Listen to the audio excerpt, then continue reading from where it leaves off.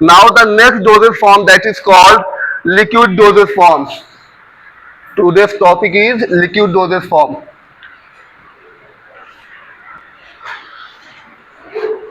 We have discussed little bit about liquid dosage form. हम लोगों ने liquid dosage form के बारे में थोड़ी बहुत पढ़ा था जब dosage form के बारे में क्लासिफिकेशन पढ़ रहे थे, राइट?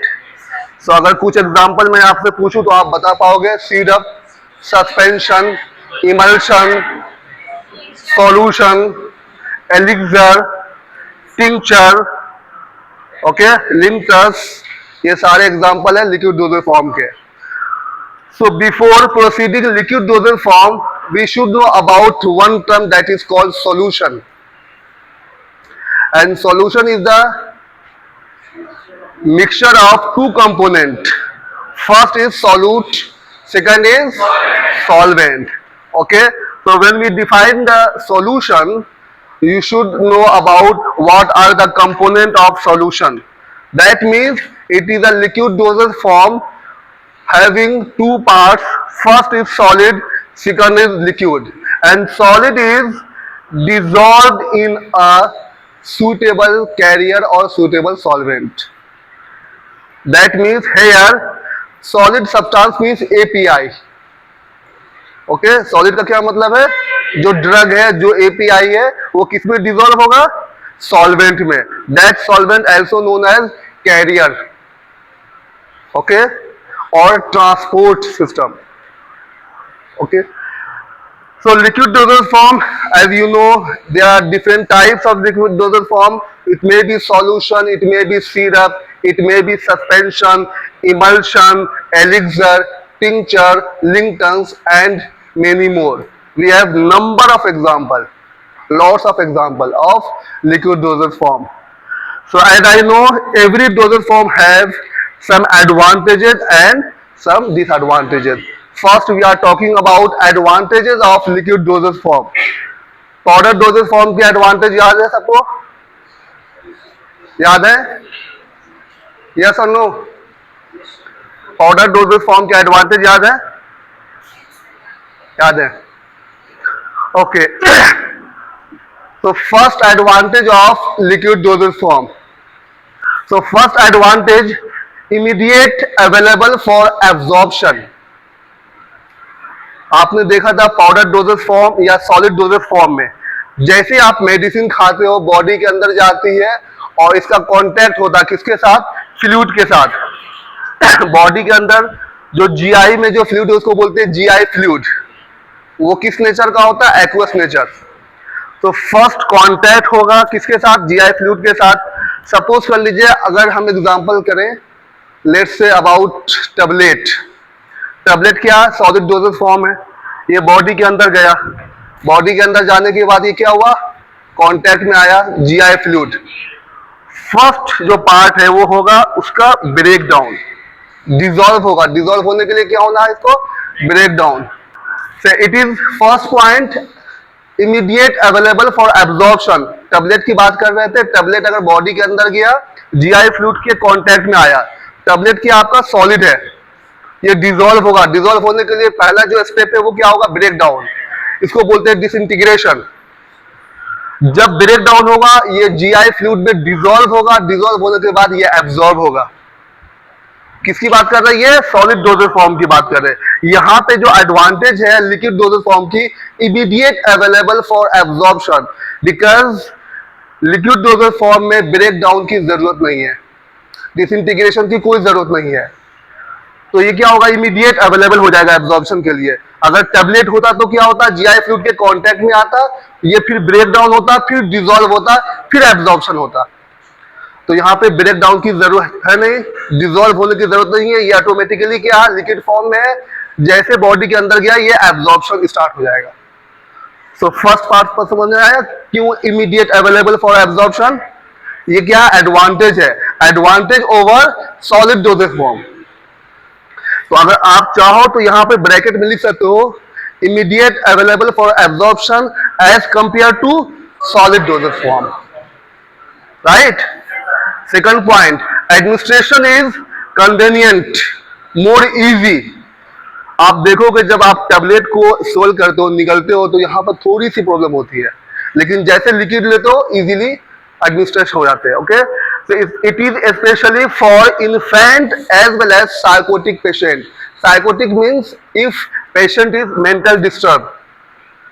सॉलिड फॉर्म में वो ले नहीं पा रहे, निकल नहीं पा रहे, लेकिन लिक्विड फॉर्म में वो इजीली एडमिनिस्टर्ड हो सकते हैं, right. Third point, it is easy to colour, easy to flavour, easy to sweeten of formulation. अगर आपको पाउडर में कलर मिलानी हो तो आपको कंप्लीटली मिक्स करनी पड़ेगी, लेकिन अगर आपको वाटर में एक ड्रॉप डाल दो कलर, देखो ऑटोमेटिक क्या हो जाएगा, कलर हो जाएगा। सिमिलरली अगर फ्लेवर डालना हो तो इजीली क्या हो जाएगा, फ्लेवर आ जाएगा, लेकिन अगर सॉलिड फॉर्म में अगर डालेंगे तो आपको मिक्स करनी पड़ेगी। तो as compare to solid dosage form, it is easy to colour, easy to flavour, easy to sweeten. Okay, next point, easy to swallow. जैसे मैंने बताया टेबलेट क्या होता है, निगलनी पड़ती है, थोड़ा सा इसमें आपको लगानी पड़ती है अपने साइड से, लेकिन इसके कंपेयर में लिक्विड फॉर्म इजीली सोलो हो जाएगी, है ना। निगलने के लिए अगर आपको कुछ यहाँ पर प्रॉब्लम हो रही है तो भी कोई दिक्कत नहीं, इजीली अंदर एडमिनिस्टर्ड हो जाएगी, right, as compare to solid dosage form, and therefore it is acceptable for specially for child patient. आपने देखा होगा जो फीवर की दवा आप टेबलेट के फॉर्म में खाते, सेम फीवर की दवा बच्चे लिक्विड डोसेज फॉर्म में खाते हैं, सिरप के फॉर्म में, सस्पेंशन के फॉर्म में या इमल्शन के फॉर्म में। रीजन क्या है, उसको सोले करने की जरूरत नहीं है, इजीली एडमिनिस्टर्ड हो जाते हैं पेशेंट के अंदर या बॉडी के अंदर, बच्चे के अंदर, राइट।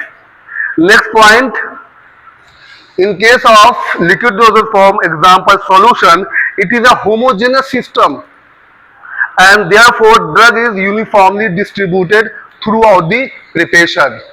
homogeneous system बताया था पहले भी, वापस से मैं रिपीट कर रहा हूं। that means drug is completely or uniformly distributed throughout the formulation. Suppose कर लीजिए कि आपने 500 mg API को डिसॉल्व किया है 1000 ml of solvent। जो API है वो कितनी है, 500 mg, और जो सॉल्वेंट है वो 1000 ml। टोटल हो गई आपकी 500 in per 1000 ml। ओके, जब आप इसको कैंसिल आउट करोगे हो जाएगा ये 0.5 mg पर ml। होगा कि नहीं होगा? इसका मतलब यह है कि जो आपने सॉल्यूशन बनाया है उस सॉल्यूशन का अगर आप 1 ml निकाल रहे हो, चाहे अपर पार्ट से, मिडिल पार्ट से या नीचे के पार्ट से, हर ml पे 0.5 mg ड्रग है, हर ml पे। इसका मतलब क्या है, जो ड्रग है यूनिफॉर्मली डिस्ट्रीब्यूट है, राइट। लेकिन कुछ कुछ फॉर्मुलेशन में क्या होती है, जो ड्रग होती है वो बॉटम पे जाकर के सेडिमेंट हो जाती है, वहां पे जाकर के इकट्ठे हो जाती है।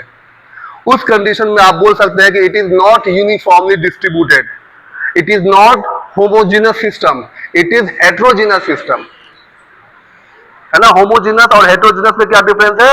Homogeneous means uniformly distributed. Suppose कर लीजिए फर्स्ट रो में 5 बच्चे हैं तो हर रो में 5 बच्चे बैठे हुए हैं, लेकिन अभी आप लोग यूनिफॉर्मली डिस्ट्रीब्यूटेड नहीं है ना, होमोजेनस सिस्टम नहीं है, अभी क्या है, हेट्रोजेनस सिस्टम है। But in case of solution it is called homogeneous system. देखो यहाँ पे एक टर्म इसको समझना जरूरी है, homogeneous means the drug is completely and uniformly distributed throughout the system. हर जगह पे, चाहे आप जो आपके सिरप के बॉटल है ऊपर से आप 1 ml निकालो, 20 से निकालो, नीचे से निकालो, हर ml पे 0.5 mg ड्रग उसमें है, that is called homogeneous system और uniformly distributed. And the next point, some drugs like aspirin, KCl, they may cause irritation inside the gastric mucosa। ये इरिटेशन काउज करते हैं गैस्ट्रिक म्यूकोसा में। कौन कौन से ड्रग है? aspirin KCl sometime. In that condition, if used orally as a solid dosage form, it will cause more irritation as compared to liquid dosage form. Because liquid dosage form में जो आपकी drug है वो dilute की हुई है, किसके अंदर? सॉल्वेंट के अंदर. ड्रग आपकी 500 mg है, कैरियर सिस्टम कितनी है? 1000 ml. लेकिन अगर आप टैबलेट के फॉर्म में लेंगे या पाउडर के फॉर्म में लेंगे, कैरियर सिस्टम है नहीं, क्या आपकी सिर्फ और सिर्फ ड्रग है. तो 500 mg डायरेक्टली जाएगी गैस्ट्रिक म्यूकोजा पे और वहां पे क्या करेगी? इरिटेशन. लेकिन लिक्विड के फॉर्म में क्या है? 1000 ml में डिस्ट्रीब्यूट हो चुकी है, डायल्यूट हो चुकी है. तो जो इरिटेशन है वो कम हो जाएगी in case of liquid dosage form as compare to solid dosage form. यही मेंशन है last point. These are the advantages of liquid dosage form. Now coming to the disadvantage of liquid dosage form. First, as you know, its size is larger. है ना, आपने देखा होगा एक container है, उसके अंदर लिक्विड डोजेज फॉर्म है, उसकी साइज क्या है? लार्जर है, बल्कि है. So if the size is larger as compared to tablet or capsule, it is difficult to carry. एक जगह से दूसरी जगह ले जाना क्या थोड़ा डिफिकल्ट है as compare to solid dosage form. Okay, and it is less stable.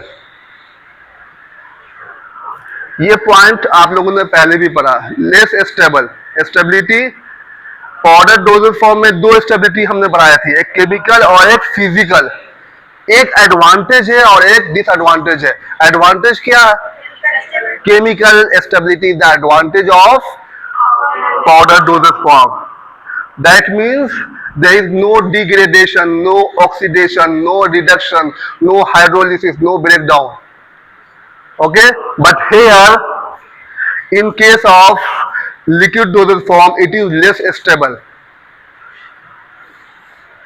because there is a chance of oxidation, chance of reduction, hydrolysis, breakdown, degradation. Okay, also incompatibility is faster in solution as compared to solid dosage form. Incompatibility means अगर हम दो बच्चे की बात करें, दोनों अगर आपस में कंपेटेबल नहीं है तो दोनों रूममेट नहीं बन सकते. सपोज कर लीजिए एक बच्चे की आदत है रात में पढ़ाई करने की, राइट, और दूसरे बच्चे की आदत है सुबह मॉर्निंग के बाद पढ़ाई करने की. जो रात में पढ़ाई कर रहे हैं वो लाइट ऑन करके रखा हुआ, जो बच्चे रात में सो रहे हैं उसको डिस्टर्बेंस हो रहे हैं कहीं ना कहीं. That means both are not compatible each other, कहीं ना कहीं इफेक्ट कर रहे हैं एक दूसरे को. That is called incompatibility. So in case of liquid dosage form, incompatibility is faster as compared to solid dosage. Okay, and next point, there is no accurate measuring device for the measurement of liquid dosage form. कोई accurate device आपके पास नहीं है. आपसे बोला गया एक spoon लेने के लिए, और स्पून डिफरेंट टाइप्स के होते हैं, teaspoon, tablespoon, dessertspoon. ठीक है, आपको बताया गया कि एक स्पून लेनी है ऑलमोस्ट 5 ml, लेकिन जरूरी नहीं कि आप हर बार ले रहे हो तो एग्जैक्टली 5 ml ही आ रहा. हो सकता है थोड़ा ज्यादा आ रहा, हो सकता है कि थोड़ा कम आ रहा. So that means there is no accurate measuring device in case of liquid dosage form. But in case of solid dosage form, tablet already 500 mg की बनी हुई है, आपको मेजर करने की जरूरत नहीं है, बस आपको एक यूनिट उठानी है, खा लेनी है. So there is no measuring device or accurate measuring device in case of liquid dosage form as compared to solid dosage form. तो आप यहाँ पे ये पॉइंट मेंशन कर सकते हैं. Next point, solution provide media for growth of microbes. Because यहाँ पे क्या आपके सॉल्वेंट हैं, और जब भी सॉल्वेंट होगा माइक्रोब्स, माइक्रो ऑर्गेनिज्म के ग्रो होने के चांसेस ज्यादा हो जाएंगे. जैसे किसी भी प्रोडक्ट में मॉइस्चर लग जाते हैं, ग्रोथ ऑफ माइक्रोब्स क्या होते हैं? बढ़ जाते हैं. तो मॉइस्चर से प्रिवेंट करना. तो इस फॉर्मुलेशन में ऑलरेडी मॉइस्चर है, सॉल्वेंट है, लिक्विड है, So chances of contamination of microbes is greater as compared to solid dosage form. And the last one, taste of drug. If the taste of drug is not pleasant, not acceptable, it is more pronounced in liquid dosage form as compared to solid dosage form. अगर test beater है और अगर आप solid के form में ले रहे हैं और दूसरा सेम पेशेंट लिक्विड के फॉर्म में ले रहा, तो लिक्विड के फॉर्म में वो जो टेस्ट बिटरनेस है वो ज्यादा शो करता है as compare to liquid dosage form. So these are the disadvantages of liquid dosage form. Now, as we know, we have different types of liquid dosage form, and in each and every liquid dosage form, we should add different types of excipient. अलग अलग formulation में अलग अलग excipient use करते हैं. Tablet में भी अलग यूज करते हैं, कैप्सूल में भी अलग यूज करते हैं, सिरप में भी अलग है, सस्पेंशन में अलग है, इमल्शन में अलग है. तो now first we should know what is excipient. पहले भी बताया है, एक बार फिर से बता दे. What do you mean by pharmaceutical excipient? So basically they have no therapeutic effect, no therapeutic value, or sometimes they have very little value that can be nullified as compared to API. API के comparison में इसके अंदर कोई भी therapeutic value नहीं है, therapeutic activity नहीं है, but they are used in case of formulation due to first point help in the production. अगर टैबलेट बनानी है, टैबलेट में हमने एक्सिपिएंट यूज किया, क्यों यूज किया? ताकि वो टैबलेट बन जाए, helps in the production. Second point, maintain physicochemical stability. Physicochemical stability means the drug की solubility, drug की dissolution rate, उसकी pH value, उसकी lipophilicity, ये maintain रहे. इस वजह से हम क्या ऐड करते हैं? एक्सिपिएंट ऐड करते हैं. फर्स्ट क्या करता है? Help in production. Second, maintain physicochemical properties of drug, API. Third point, improve patient acceptability. अगर हम आपको API दे देंगे आप खा नहीं पाओगे ड्यू टू बीटर टेस्ट, लेकिन उसको हम डोजेज फॉर्म में कन्वर्ट करते हैं. लाइक अगर सिरप में कन्वर्ट किया, सिरप की टेस्ट क्या होती है? स्वीट होती है, तो यू विल एक्सेप्ट इजीली, है ना. That means it improve patient acceptability. या कलर अगर हमने उसमें अच्छा डाल दिया, कलर आइडेंटिफिकेशन के लिए, है ना, डिफरेंशिएशन के लिए, एक्सेप्टेबिलिटी के लिए, तो क्या इसका मतलब? It improve the patient acceptability.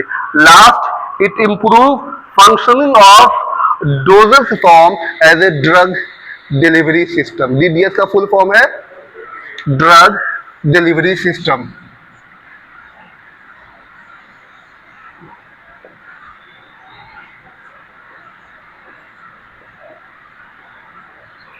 That means जो डोजेज फॉर्म है, टैबलेट, कैप्सूल, सिरप, सस्पेंशन, ये बेसिकली ड्रग डिलीवरी सिस्टम है. इसके थ्रू हम क्या करते हैं? कोई भी ड्रग को, API को बॉडी के अंदर क्या करते हैं? डिलीवर करते हैं, एडमिनिस्ट्रेट करते हैं, राइट. सो ये क्या है? एक तरह का बेस्ट ड्रग डिलीवरी सिस्टम. अब आप अगर सिरप बनाए, सिरप को पेशेंट एक्सेप्ट कर रहा, ले रहा, और उसके साथ में मेडिसिन भी बॉडी के अंदर जा रही है, that means it provides best drug delivery system, right. तो जितने भी फॉर्मुलेशन है, जितने भी डोजेस फॉर्म है, वो एक्चुअल में क्या ड्रग को डिलीवर कर रहे हैं? कहां पे? पेशेंट के बॉडी के अंदर. That means drug delivery system. The other name और synonyms of pharmaceutical excipient is pharmaceutical additives और फार्मास्यूटिकल एड्स, नेसेसिटीज, एडजुवेंट और एक्सिपिएंट. इतने सारे नाम हैं. ये क्या सिनोनिम्स हैं? Pharmaceutical adjuvant, pharmaceutical additives, pharmaceutical aids, necessities, adjuvant, ये सब क्या है? एक ही नाम है, एक ही के नाम है, बस डिफरेंट नाम मेंशन है. Now the ideal properties of pharmaceutical additives. किस तरह की प्रॉपर्टी उसके अंदर होनी चाहिए। ये नहीं है कि अगर कोई कलर यूज कर रहे हैं, मार्केट में बहुत सारे कलर है, अगर आप लोग बिरयानी खाए होंगे तो उसमें भी कलर मिलाई जाती है, इसका मतलब ये नहीं कि वो कलर आप लेकर के डाल दीजिए दवा के अंदर, ऐसी नहीं है। तो उसके अंदर कुछ प्रॉपर्टीज होनी चाहिए। कौन कौन सी प्रॉपर्टीज है? First property, it should be physiologically inert. Inert means it should not have any therapeutic activity. इसकी अपनी कोई एक्टिविटी बॉडी के अंदर नहीं होनी चाहिए। इसको सिर्फ और सिर्फ हम यूज कर रहे हैं क्यों? प्रोडक्शन को हेल्प करने के लिए, फिजिको केमिकल प्रॉपर्टीज को मेंटेन करने के लिए और बेस्ट डीडीएस प्रोवाइड करने के लिए, एज वेल एज पेशेंट की एक्सेप्टेबिलिटी को बढ़ाने के लिए। बट इसका मतलब ये नहीं है कि ये अपना एक्शन शो करना स्टार्ट कर दे। It should be physiologically inert. Body के अंदर इसकी कोई भी एक्टिविटी नहीं होनी चाहिए। Inert means no action. Okay, it should be physiologically stable. Physiologically means body के अंदर, inside the body it should be stable. ये नहीं कि आपने लिया एक कोई सी भी एक्सिपिएंट और बॉडी के अंदर जैसे गई वो डिग्रेड होना शुरू हो गया, ब्रेक डाउन होना शुरू हो गया, ये भी नहीं होनी चाहिए। Okay, it should not impart any undesired taste, colour, odour. Undesired, जिस पर्पज से यूज कर रहे हो वो कलर तो होनी चाहिए, लेकिन ऐसी कलर नहीं होनी चाहिए जो आपको नहीं चाहिए वो एकदम से आ गई, या ऐसी टेस्ट भी नहीं चाहिए, ऐसी ऑर्डर भी नहीं चाहिए। Right, next point, it should be non toxic. ये तो मोस्ट इंपॉर्टेंट पॉइंट है, नॉन टॉक्सिक। अगर टॉक्सिक होगी तो बॉडी के अंदर क्या काउज करेगी? टॉक्सिसिटी। उससे क्या होगा? पेशेंट हार्म कर जाएगा। राइट, तो it should be non toxic, non irritant. अगर हमने सेमी सॉलिड फॉर्मुलेशन बनाई, बनाने के बाद स्किन पे अप्लाई किया और वो इरिटेशन काउज करना शुरू कर दिया, तो इसका मतलब यह है कि जो एक्सिपिएंट आपने यूज किया था वो एक्चुअल में आइडियल प्रॉपर्टी वाली एक्सिपिएंट नहीं है। Okay, so it should be non irritant as well as it should be non sensitising. कोई बताएगा नॉन सेंसिटाइजिंग का क्या मतलब है? कोई सेंसेशन फील नहीं हो। अगर इम्यून सिस्टम के रेस्पेक्ट में अगर बात करें, दैट मीन्स इम्यून सिस्टम जो बॉडी के अंदर, आप लोगों को पता है ना इम्यून सिस्टम है, उसका क्या काम है, क्या फंक्शन है? एक लेमैन टर्म के टर्म में अगर हम बात करें तो जो भी फॉरेन पार्टिकल, फॉरेन सब्सटेंसेस आते हैं उसको एज ए वो दुश्मन ट्रीट करते हैं और उसके अगेंस्ट में क्या प्रोड्यूस करते हैं? एंटीबॉडी। तो यहां पे ऐसा नहीं होना चाहिए। अगर ऐसा हो गया तो फिर क्या होगा? एंटीबॉडी डेवलप करना शुरू हो गया और जो मेडिसिन आप खा रहे हो उसके अगेंस्ट में एंटीबॉडी हो जाएगा। तो it should be non sensitising. That means it should not stimulate our immune system to response these excipient and to produce antibody. Okay, next point, it should be effective in low concentration. अब ये नहीं कि जो quantity है drug की वो 500 mg है और आप कलर डाल दिए 1000 mg, उसकी कंसंट्रेशन बहुत कम होनी चाहिए एज कंपेयर टू API. तो it should be effective in low concentration, it should B free from microbes. अगर माइक्रोब्स होगा तो कॉन्टामिनेशन हो जाएगा, कॉन्टामिनेशन होगा तो फिर डिग्रेडेशन हो जाएगा, डिग्रेडेशन हो जाएगा तो ब्रेक डाउन होगा प्रोडक्ट का और फिर जो भी इफेक्टिवनेस है वो खत्म हो जाएगी। Okay, it should not interfere with the BA of drug. ये बहुत इंपॉर्टेंट पॉइंट है। BA आपको बताया था ना, किसी को याद है? बायो अवेलेबिलिटी, ये तो है फुल फॉर्म। इसका क्या डिफिनेशन बताया था कि आप जो मेडिसिन खाते हो वो कितनी कंसंट्रेशन में और किस रेट से सिस्टेमिक सर्कुलेशन में जा रही है, दैट इज कॉल्ड BA। हमने बताया था कि किसी किसी ड्रग की 30% होती है, 20% होती है ना, लेस देन 100% होती है, सिर्फ IV की होती है 100%। तो ये नहीं है कि अगर हमने सपोज कर लीजिए जो मेडिसिन लिया है 500 mg, उसकी BA अगर 30% है और हमने एक्सिपिएंट ऐड कर दिया, इसका मतलब ये नहीं है कि उसकी BA चेंज होनी चाहिए। BA शुड बी कांस्टेंट, क्योंकि यहां पहले ही पॉइंट है, इट शुड बी इनर्ट और फिजियोलॉजिकली इनर्ट। दैट मीन्स इसका कोई अपना एक्शन नहीं है, ये बस एक साइड हीरो जो होते हैं ना फिल्म में, साइड हीरो की तरह एक्ट कर रहे हैं। जो मेन हीरो है वो कौन है? एपीआई, है ना। एपीआई को स्टेबिलिटी प्रोवाइड करने के लिए हमने साइड हीरो में बहुत सारी चीजें यूज किया हुआ है ना। And last point, it should be accepted by regulatory authorities. जैसे हमने बताया कि जो बिरयानी में आप ले रहे हैं कलर, वो कलर ऐड नहीं कर सकते हैं। ये क्या है? ये रेगुलेटरी अथॉरिटीज है, उसने कुछ कलर को बताया हुआ है, ये एक्सेप्टेबल है और उसी कलर को हम ऐड कर सकते हैं। तो इंडिया में जो रेगुलेटरी अथॉरिटीज है उसका नाम है FDNC, DNC, D for drug, C for cosmetic, Drug and Cosmetic Act, F for food, Food, Drug and Cosmetic Act। ये रेगुलेटरी अथॉरिटी है, यही परमिशन देती है कि कौन से कलर किस कंसंट्रेशन में आप यूज कर सकते हैं। इसके अलावा आप अपनी मर्जी से कोई कलर और कंसंट्रेशन को चेंज नहीं कर सकते, है ना। कंसंट्रेशन भी इसमें बताया हुआ है और साथ में किस कौन कौन से हैं वो भी बताया हुआ है। DNC drug and cosmetic, FDNC food, drug and cosmetics.